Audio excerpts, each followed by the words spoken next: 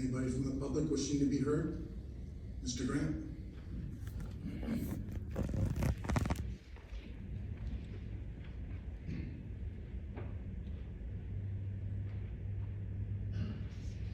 Bob Grant, 114 Richwood Park, right east. Again, I'd like to say that there should be another public session following the items that are on the agenda. The item I wish to speak to tonight is last.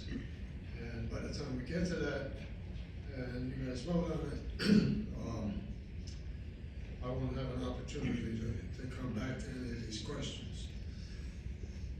As you probably know by now, obviously from the agenda, the VanderHoof Road warehouse site has been sold to from the 1218 VanderHoof company to a moving company.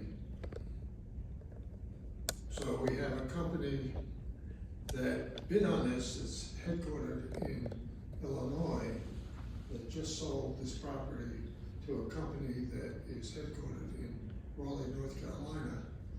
And they made, from all the paperwork I've seen, they made like 100% profit on it. So what had been worth $6.4 million is now worth $12.6 million.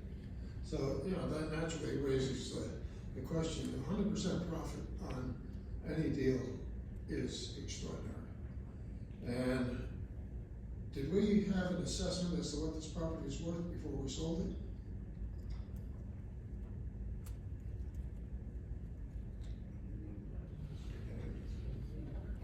We'll ask them again. Okay. Going through the developer's agreement, if blasting is required, it's mentioned in the developer's agreement, the developer must notify the township, any utilities and railroads, but it doesn't mention the residents in the area. I would think that that would be a prime concern if they're going to do any blasting. Has a septic permit been issued for this site? Or does the new owner have to recalculate the flow and reapply or apply in the first place for a septic permit? Or are they going back to DEP to ask for a hookup to the sewer lines? At what point did changes, we're going from a, what in essence was a regional distribution facility to a company that's going to store pods, I would guess, for moving houses and businesses. At what point do changes in the use and construction of this building trigger a rehearing before the planning board or the town council? Is the square footage going to remain the same? The number of loading docks going to remain the same? Is the number of parking places going to remain the same? Now, since the mayor recused himself from the decision by the planning board, can he participate in any of these discussions and answering any of these questions as we go forward? A number of permits are required: soil removal, tree removal, steep slopes. Are these still in place with the new owner? It mentions the development agreement mentions a traffic study. Was one done? Will this change in use, and I would imagine it's going to be a considerable change in use, trigger the need for a new traffic study? And we'd like to know what permits are still required. And this whole thing, I gotta tell you, with the only bid coming from Illinois, and now a sale of that property to a company in Raleigh, North Carolina, the developer's agreement was signed on November the 12th. The sale was made on November the 20th. Was the town notified of this sale? Did you have any pre-warning as to whether or not this was going to happen? there's a lot of, as you can see, I have a lot of unanswered questions here. That's the extent of the questions. So let me answer, and my attorney will correct me if I'm wrong, but any approvals that were previously made on this application carry with the land.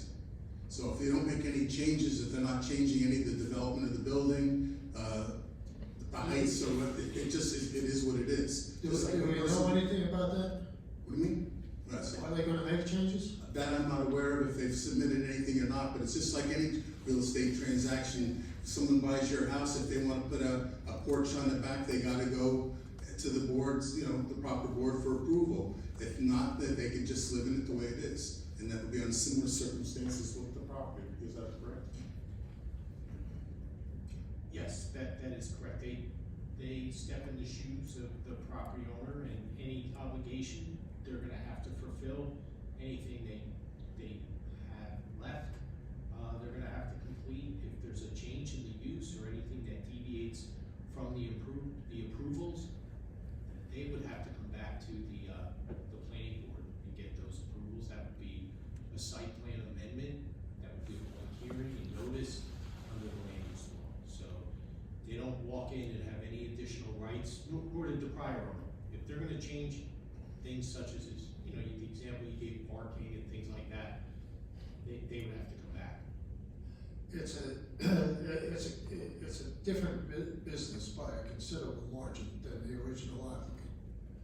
And I'm wondering, since these dates are really tight, so to me it's pretty obvious that this original applicant had a buyer for that property before he made application here.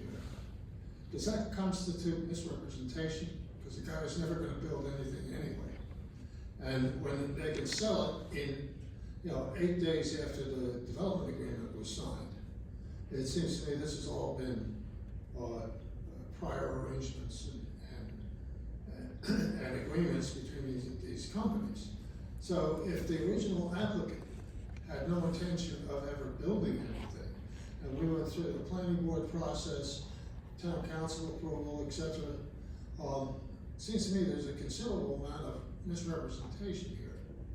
So if I were to come to the town and say, I want to build a porch on the back of my house, and I never do, and I never had any intention of doing it, except giving a prospective buyer the plan for the porch, or the idea that there should be a porch on the back of the place, seems to me that's misrepresentation.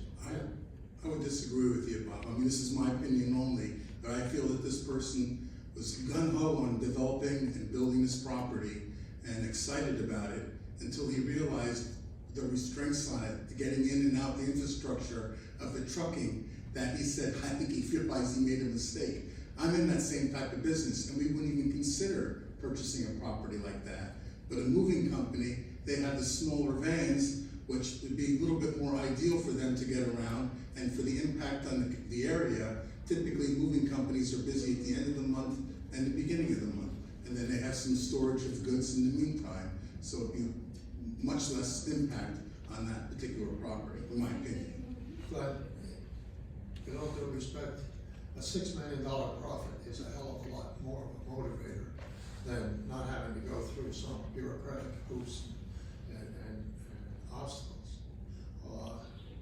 I would strongly urge the town to do some due diligence, find out who these guys are. My review of their reviews from the customers shows that they've got a pretty shoddy record. 55 reviews posted on this company, and 73% of them are 1 star. And if you read some of the reviews, they only got 1 star because that was the lowest they could give.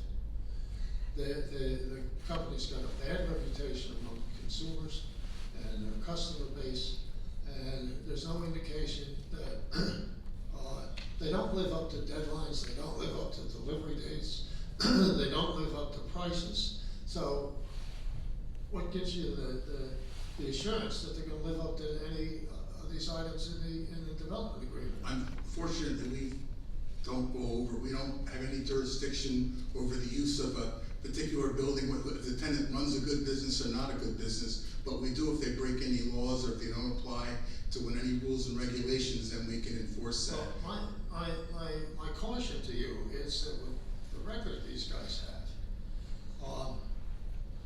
I would be surprised if they didn't break some of our rules and regulations or refuse to live up to some of the requirements in the development agreement. So I'm just strongly urging some due diligence here. You know, this guy does not seem like he's going to be a good neighbor, nor does he seem like he's going to be a good business addition to the town. Thank you. Thank you. Anybody else from the public wishing to be heard? Yes, sir.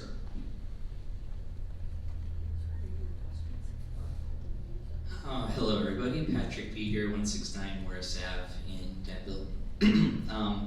Echoing Bob a little bit, but I'm not actually upset at the developer for making their profit. That's what developers do. The industry that I work in, alternative energy, it's very common for one company to purely develop projects and sell them to other people to then go build and own and operate. So I think that that business model is that business model, and that's fine. I do think though that, you know, the fact that he was able to turn around and sell it for $6 million, is, in addition to what he paid for it, is likely a sign that maybe we undervalued the land initially. That said, I do want to know, and I'm hoping you guys can provide some answers. Has there been any update on the septic application that the prior owner had submitted? Has that been approved? Did we, after our comments during the last meeting that we were here for, was the application re-reviewed to see if it's using proper gallons per employee flow rates and things like that? Just looking for a follow-up on that. No, I mean, other than that, just congratulations on the warehouse.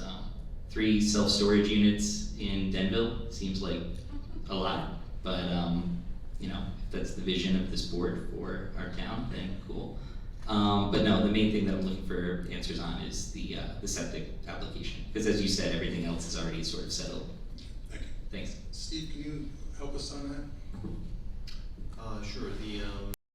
As it relates to Mr. Grant's and Mr. Piker's question, the appraisal, there was an appraisal performed by a New Jersey licensed appraiser back in 2021 before we did list it for auction, and that was the minimum bid price listed for the auction.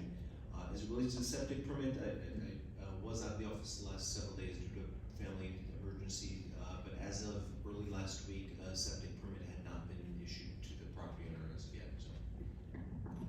Okay. And I guess just to follow up to that, and then I'm done. But the permit itself, has this board looked into that at all since we last spoke about it? We had our engineer look at it, go Steve. Okay. Yes, and the information provided at the last meeting, it is the developer is required to follow and meet all of the requirements in New Jersey septic code. There is slight variation between the septic code and the requirements to connect to the public sewer system. So he is being held to those standards. And as of again early last week, before I had to leave town, they had not filed a compliant application yet. Okay. My ask to you all as a citizen is, I'm doing further research after we were here last time. I think that the law as it's written for septic systems is a little bit vague on the measurements that you use to calculate what's appropriate for a given size building. The DEP regulations that they ideally would like to see are stricter. So hopefully you guys can try to hold our new member of town to a higher environment that they're in. Last question, and then I am done. The auction that the property was originally sold at, how was that communicated out? Because it's interesting that it's such a clearly valuable piece of land, which is, just gone from being sold for $6 million to $12 million, with no building on it yet. Would probably have had more bidders than one random person who has some familial ties to the area but lives in Chicago. So I'm just curious why there were no other bidders. Did we advertise that sale? It seems we might have been able to get a better deal for the land if there were more people competing for it. It was, we followed the required statutory requirements, and I believe, Fred, you even had worked with a broker to try to even push that out to Yeah, we advertised, like you said, in accordance with the law, and I think it meant some. I just don't have it in front of me, but to try to get as many interested parties as we could. You have to remember, it's a big price tag. You're not gonna get a room full of people. We really hoped, and I think the administration had calls, so as we approached up to the actual auction, we anticipated that perhaps even if we can get 2 or 3 in the room, that would be great. We delayed that day, we waited, anybody that pulled into the lot, we waited, I think it was at noon, and we waited till like 12:30. But, you know, with respect to the value, I disagree. I think that the township was careful in that it had an appraisal report for the property that took into account the value of the premises. And I know there was a question about, well, and it's come up again, about the profit. We have no control over that. That's what the market's all about. But I'm going to say that we internally looked at that sale as the assessor does for any sales. And we found that that sale was actually, we're still investigating. Every sale gets investigated, but it jumped off the page. And internally, I'll say here that we felt the sale was much higher than what the market is. I don't know why. Sometimes somebody out of state doesn't have a good feel of the market, but internally, I will say that there's, we had come in at a value today much closer in the range of $8.5 million. So you might say, well, gee, that's still a profit. Well, it might be a profit, but that up with the actual purchase price if that were the value, because that's where it is today in the market. We know the conditions have changed, that warehouses they took off and they flattened out a little bit because of the change in the market. And then at the same time, there's approvals on a property. That's always worth a great deal to when you transfer a property because someone else wants to come in and not go through the process. That process took about 2 years time. Yeah, we've been talking about it for about 2 years. So there's a great value in time, and I could see that. So I would say at this point, and I've worked with the tax office for a long time, and we look at every sale. We looked at this and felt like that number. That's great for whoever received it, but the real value we felt was in the range of just over $8 million. And to that effect, the township also benefits because chances are there's a change now in the property as far as you can't change it because of the sale, but there's a change because there are approvals. And so chances are, I would say, and we've had these communications already, it's the assessor's decision, but I believe the assessor that she's going to change the assessment and increase it, which means more tax revenue to the township. And so that's where we are now. Okay. Have you guys revisited, or will it be up for discussion again, the pilot program? Because I know that was discussed with the prior owner of the property. Would that be something the public would have to comment on as well if you were to consider that? We wouldn't consider it until it was offered as requested. Right. And then at that point, it would become public. Right, but I would say, at least, there's really there's no pilot program for this property, and at least as far as I'm aware, and anytime there's a pilot, there's an introduction of an ordinance and a final adoption. So Sure. there's not even an introduction, and I think it's fair to say we don't have anything as far as that's concerned. Okay. And correct me if I'm wrong, but I believe that as soon as building permits are issued, the ability for the property owner to seek a pilot. They're limiting, except some exceptions under affordable housing, but Yes. besides that, Got it. Okay, thank you. Yeah. I appreciate it. Yeah, I'm not as well read on the pilot programs, but I didn't know if changing owner, changed anything. I know from our past discussions it was settled, the previous owner. Thank you. That's it for my comments. One other question Sure. comment. Some developers won't even purchase a property without already approvals in place. 100%. Like I said in the beginning, I'm not mad at the developer for making money on the development. That's literally what they do for a living, you know what I mean? So that makes sense, but I appreciate the transparency and for walking us through that. Thank you. Anybody else from the public wishing to be heard? Yes, Claudia.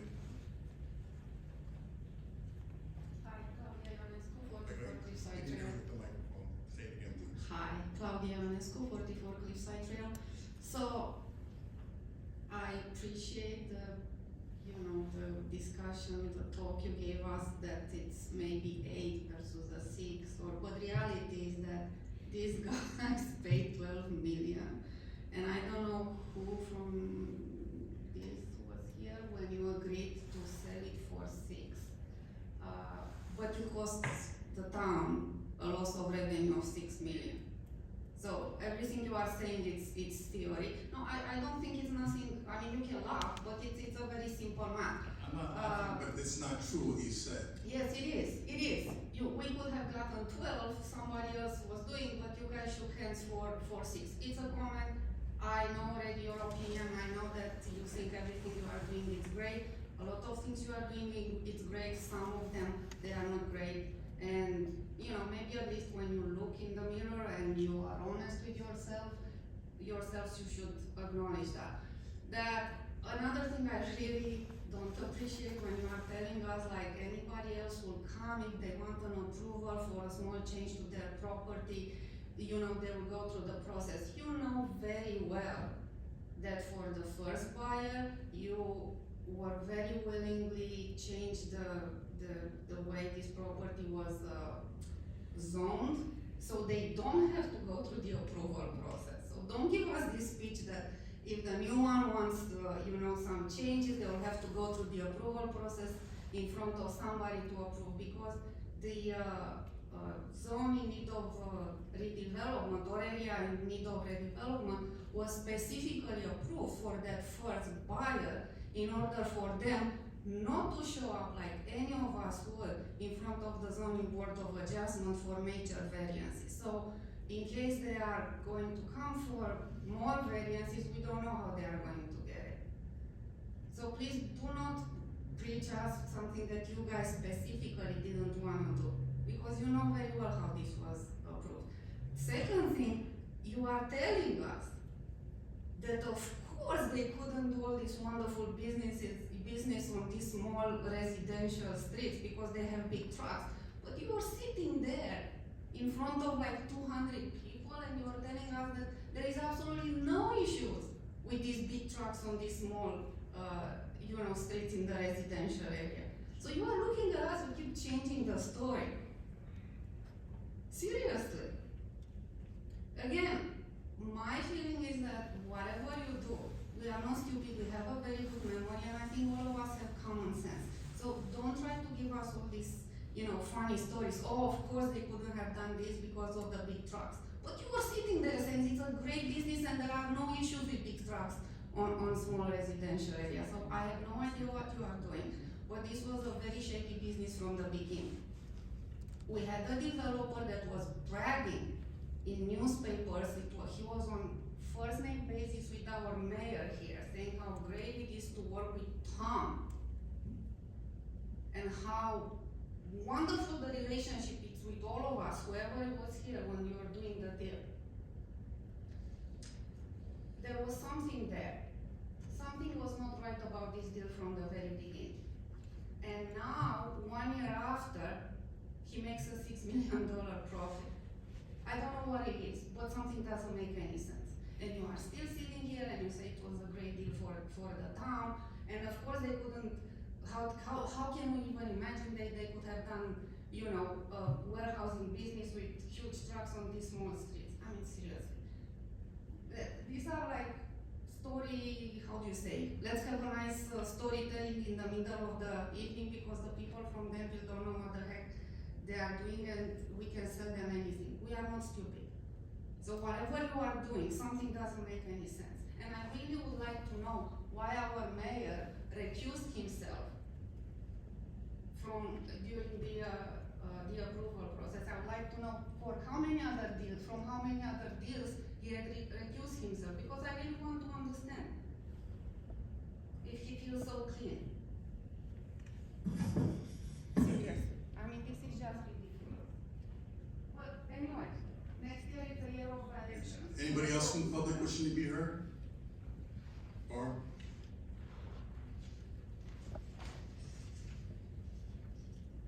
Hi, Barbara Kane, 26 Bridgewood Parkway West in Lake Arrowhead in Denville. So, first of all, thank you for having our water main work done. It's, Going along. yes, it's coming along very well, so I appreciate that, thank you. The other comment I want to make is I've actually come in and out of town hall a few times over the last week or so, and I'm wondering if and when we can take the flags down that are touching the ground as you walk in. All of the little flags in the garden are all touching, or the flag is never supposed to touch the ground. So can we take them out? Pardon me? When you walk in the door, all the flags that are, Apparently there's something around that I could get them picked up tomorrow We'll, morning. we'll notify the beautification and the, great. And then also I do have an exception, mostly to Councilman Galinsky, because you tend to comment after the public portion is closed and we can't answer, right? So the last meeting we were here and you made a point of saying how great it was, you know, for the town because it's so awful, you know, that the state makes affordable housing, you know, is thrust upon us, which, I mean, I'm a Democrat, so I'm all for affordable housing. What I'm not for is the developers coming in that aren't even part of our community and making all of this money that they make, you know, in our town, and we put up with whatever issues are left behind. So you made a point of saying how great it was that we sold this property. It was gonna have to be sold anyway because of the affordable housing. And you thought it was a better deal for us to have a warehouse there than affordable housing. We still need to honor that affordable housing. So we're still gonna have that other development plus this one. We're not? I'll wait until public, if you know, You'll wait until the public portion's over? that's what I, Okay, so don't even bother responding then. and I'm glad Thanks. to talk to you if you wanna call during the week. I'll call. Anyone else from the public wishing to be heard? Seeing none, I'll close the public portion. Mayor, you wanted to say something? Yeah, Okay, Fred? if I could, Mayor, first thing, on that recusal,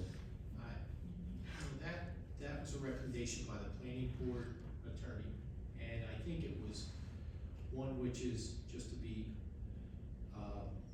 cautious, because residents could say, well, the mayor, why did he participate? I have to tell you, I looked at it, and in my opinion, I think that was done, very cautiously. I don't think it warranted a recusal, but nonetheless, it was the mayor who once said to me, and I've used this at seminars, if somebody even has to ask, I'm not gonna bother ever participating in something. So, you know, with that, I think it wasn't necessary, but I think it's just to alleviate any kind of questions, because in a redevelopment type project, this council and the administration, the redevelopment law has you working to discuss various parameters of redevelopment and redevelopment plans with the developer.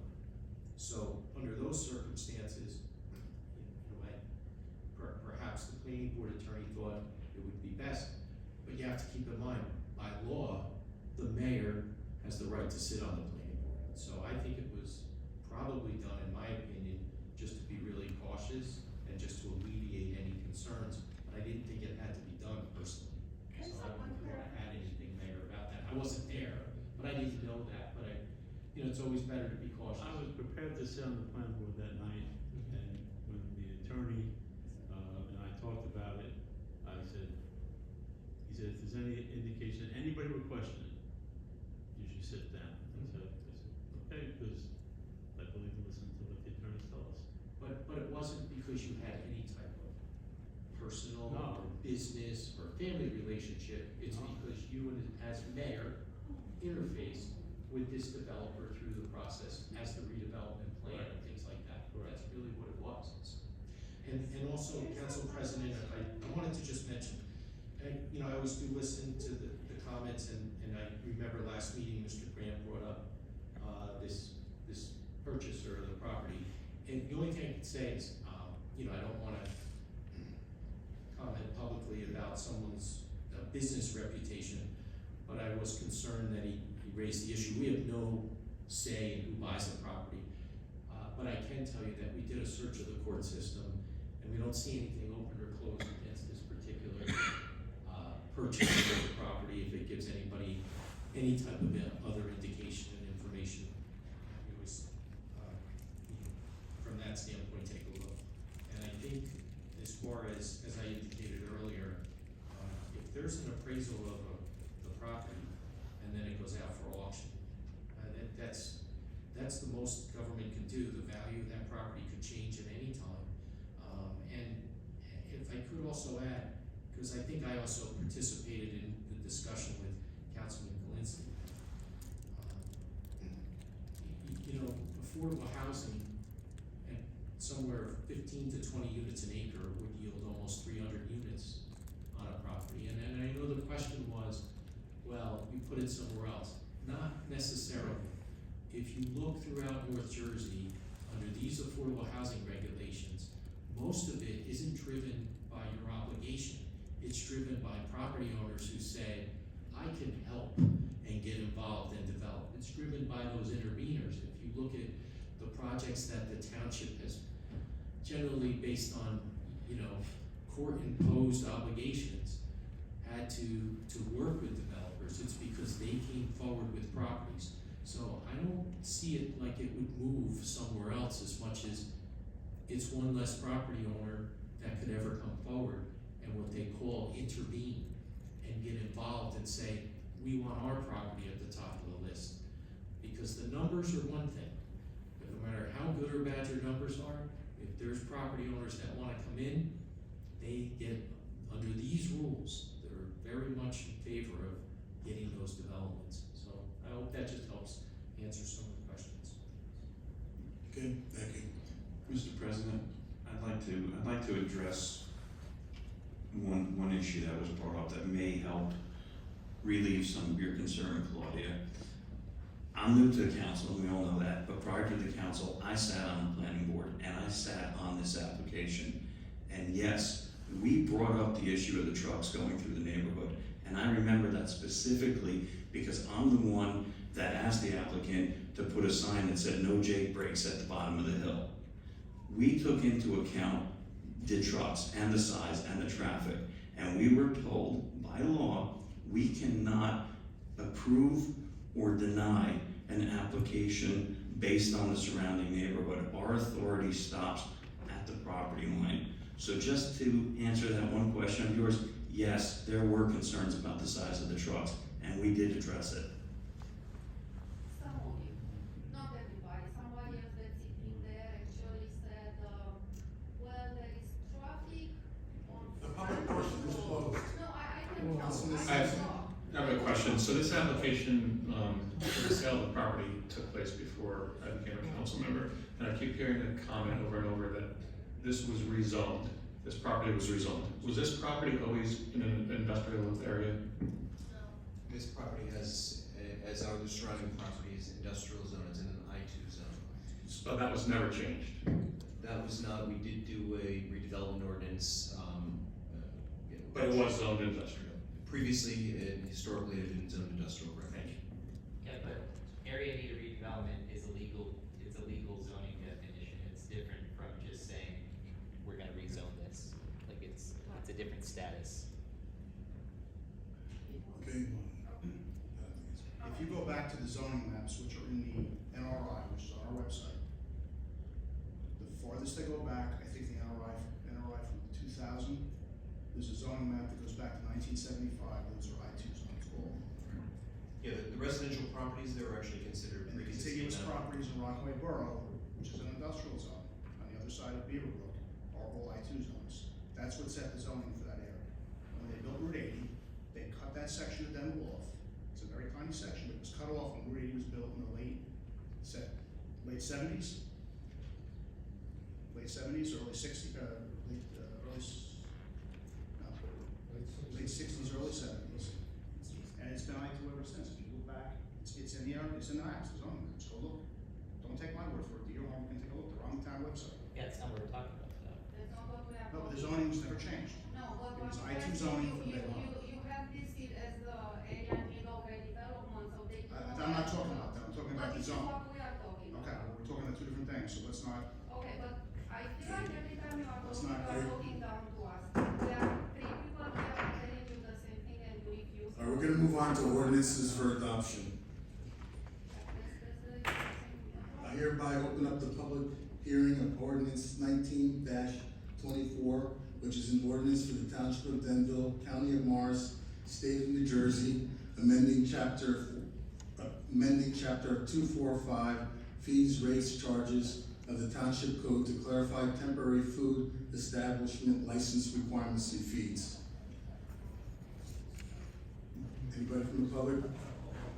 I hereby close the public hearing.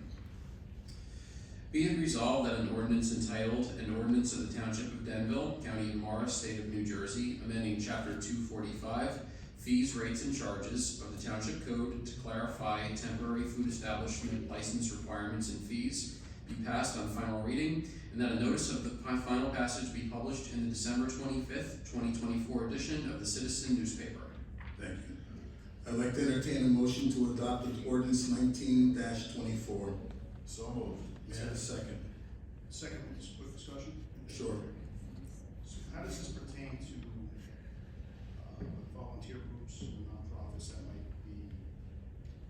So even for too much into this. Yeah, so even for those events, when they hire outside food vendors, that they have historically and always are required to get a temporary food permit from the health department. Besides adjusting the fee, it also just puts one of the problems we've encountered because we're having more of these type of events is that the event sponsor has to collect and provide we would be getting mailed in just random temporary food applications, having no idea for what event or anything like that. So it just clarifies that the event administrator coordinator has to compile and submit the applications and then make the adjustment. So we have in the past, for example, when the PTA has done a temporary food event, we've waived the fee by resolution of the council, so we still have that authority. Okay, thank you. Thanks. Roll call, please. Councilman Valinsky. Yes. Councilman Muffy. Yes. Councilman Borwick. Yes. Councilman Simpson. Yes. Councilman Venice. Yes. Council President Bowie. Yes. Thank you.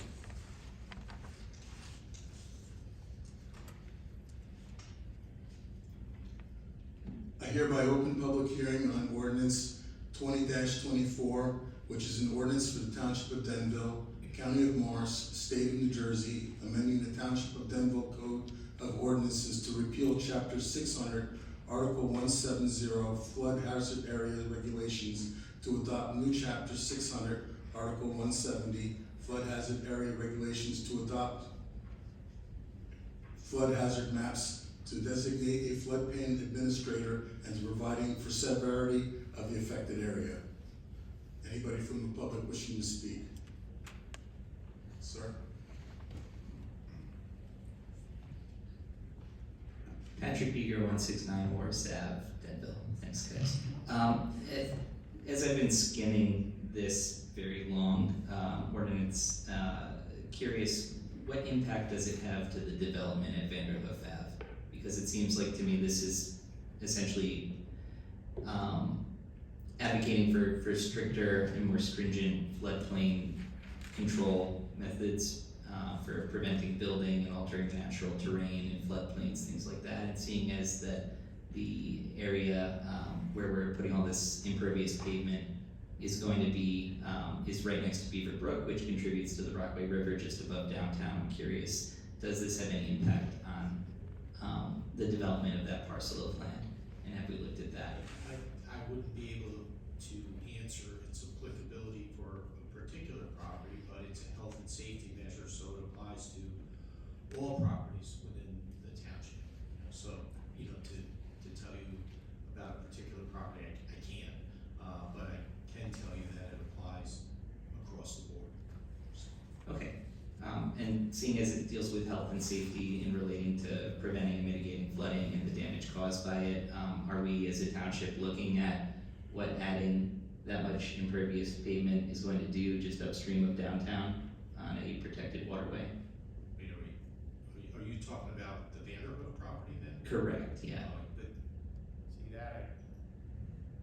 see that, two things, respectfully, that's not what this ordinance is not something just about VanderHoof, it's about regulations. So. Regulations by which VanderHoof would be governed though, correct, because it's But within the not to- township. I can't, Okay. go case by case, but I would say to you that, again, this does apply to all properties, so if there's an issue with any property, then, they will have to comply. Okay. I can't say much more, I hope that helps, it's just, for one property, I can't say much more than what's in here that it applies. I appreciate that, thank you. And, maybe that's my cheeky way of getting another comment about VanderHoof since you guys closed the public portion on that. I will say, just to forestall, Mr. Simpson, Mr. Maffey, Mr. Galinsky, once I step down, we're aware that that property, which I'm talking about in relation to this resolution, was always zoned for industrial. We're not talking about that, we're talking about the legal designation of an area in need of redevelopment. The last thing I'd like to say too is that as a resident, and this is taking that property specifically out of the equation, it's incredibly frustrating when you condescend to us about things like that. If this table had two wheels, it would be a bike, but it's not, it's a table. You guys set the zoning for given properties, especially ones the township owns, you do, because we were here when you were talking about rezoning the lakes, which are designated as, I forget what their designation was, residential maybe, and we didn't want those to be taken into account for affordable housing quotas. So my point is that you're talking about apples and oranges like you said, but we're talking about the apples, you're the ones bringing up the oranges, so if you could just kind of either answer our specific concerns or not, we don't need the condescension. Thank you. Anyone else in the public? Seeing none, closing the public portion. Be it resolved that an ordinance entitled, an ordinance of the Township of Denville, County of Morris, State of New Jersey, amending the Township of Denville Code of Ordinances to repeal Chapter 600, Article 170, Flood Hazard Area Regulations, to adopt a new Chapter 600, Article 170, Flood Hazard Area Regulations, to adopt flood hazard maps, to designate a floodplain administrator, and providing for severability and an effective date, be passed on final reading, and that a notice of final passage be published in the December 25th, 2024 edition of the Citizen newspaper. Thank you. I'd like to entertain a motion to adopt ordinance 20-24. So moved. May I have a second? Second. Roll call. Was that a Venice or Borwick for the motion? Warwick. Thank you. Councilman Borwick. Yes. Councilman Simpson. Yes. Councilman Galinsky. Yes. Councilman Maffey. Yes. Councilman Venice. Yes. Council President Bowie. Yes. Thank you. Next, we have resolutions on the consent agenda. I have 8 resolutions. Anybody on the council wishing to have any of those relocated to the non-consent agenda? Hearing none, may I have a motion for approval on R 24-219 through R 24-226? Motion. Second. Roll call. Councilman Simpson. Yes. Councilman Galinsky. Yes. Councilman Borwick. Yes. Councilman Maffey. Yes. Councilman Venice. Yes. Council President Bowie. Yes. Next on the non-consent agenda, we have R 24-227, resolution authorizing the transfer of funds from Affordable Housing Trust Fund to the Township General Trust Fund. May I have a motion, please? So moved. May I have a second? Second. Roll call. Councilman Maffey. Yes. Councilman Simpson. Yes. Councilman Borwick. Yes. Councilman Galinsky. Yes. Councilman Venice. Yes. Council President Bowie. Yes. Thank you. Next, we have R 24-228, resolution of the Township of Denville, County of Morris, State of New Jersey, supporting decision by New Jersey Department of Transportation to prohibit right-hand turns from West Main Street onto Myers Avenue. May I have a motion, please? have a second? Second. Roll call. Can I have some discussion? Sure. Question. What is bringing this about? Is this the DOT or the police department, or is there? So this actually was initiated by the DOT. They contacted our police department because West Main Street is actually is part of, technically Route 46, it's part of the state-run, state-owned road system. So it was their recommendation due to crash data to make that a no right-hand turn there. And they had contacted our police department, who agreed with this recommendation. And in doing so, the DOT had requested a resolution from the governing body in support of their changing the regulations so they can post the no right-hand turn sign. The way it's laid out, it's actually pretty hard to turn right there. Yeah. Yeah, it's an off-camber, yeah. Roll call. I'm sorry. I understand the safety of that. Now, what's going to prevent from pushing people onto the side road and making the right-hand turn anyway? Well, that they can do. So in essence, it's still going to be a two-way street, just no right-hand turn off of Main Street. So I think that, yeah, no, it's always a two-way street, but coming on to the 46 where you go to Myers, they just want to prevent right-hand turns, because what happens is cars slow down while others are accelerating to merge onto 46, and there's a high accident rate at that. I want clarification, make sure that wasn't becoming a one-way. There's a curb that extends past the intersection, which makes it very difficult to make the right-hand turn there. Cars in the right of area can still make the right-hand turns, because it's still two ways. Okay, thank you. Roll call. Councilman Moffitt, Yes. Councilman Galinsky, Yes. Councilman Borwick, Yes. Councilman Simpson, Yes. Councilman Venice, Yes. Council President Bowie. Yes. Next we have R 24-229, resolution of the Township of Denville, County of Morris, State of New Jersey, supporting Denville Board of Education's community outreach and study of the anxious generation to address growing mental health challenges among school-aged children. May I have a motion, please? So moved. Second. Second. Roll call. Councilman Venice, Yes. Councilman Borwick, Yes. Councilman Galinsky, Yes. Councilman Moffitt, Yes. Councilman Simpson, Yes. Council President Bowie. Yes. Next we have R 24-230, resolution authorizing execution of an amended cafeteria plan, including a health flexible spending account and dependent care flexible spending account for the year 2025. May I have a motion, please? So moved. Second. Roll call. Councilman Galinsky, Yes. Councilman Borwick, Yes. Councilman Moffitt, Yes. Councilman Simpson, Yes. Councilman Venice, Yes. Council President Bowie. Yes. Next we have R 24-231, resolution of the Township of Denville, County of Morris, State of New Jersey, to authorize participation in the employee prescription drug program. May I have a motion, please? So moved. May I have a second? Second. Roll call. Councilman Moffitt, Yes. Councilman Simpson, Yes. Councilman Borwick, Yes. Councilman Galinsky, Yes. Councilman Venice, Yes. Council President Bowie. Yes. Next we have R 24-232, resolution renewing group dental benefits program for eligible employees and their covered dependents through Delta Dental of New Jersey, Inc. May I have a motion, please?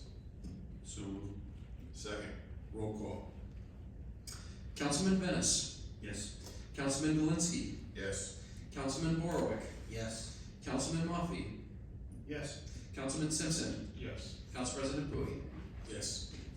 Next we have R 24-233, resolution of the Township of Denville, County of Morris, State of New Jersey, authorizing the assignment of a 2024 developers agreement with 1218 VanderHoof LLC for the development of the property designated as block 62002, lot 1, parentheses 12-18 VanderHoof Avenue. May I have a motion, please?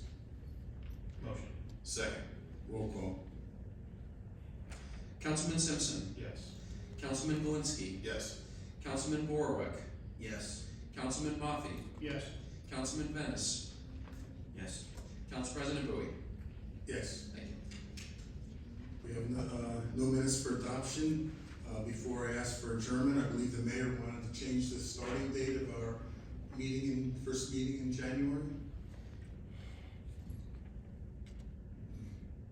We were meeting on January 7th, I was hoping that we could move it to start time 7 o'clock. Does anyone have any objections to that, from 7:30 to 7? Yeah, that's, That would be the best way to do it, if the council would approve, just change the resolution. so I'll make a motion that we amend resolution,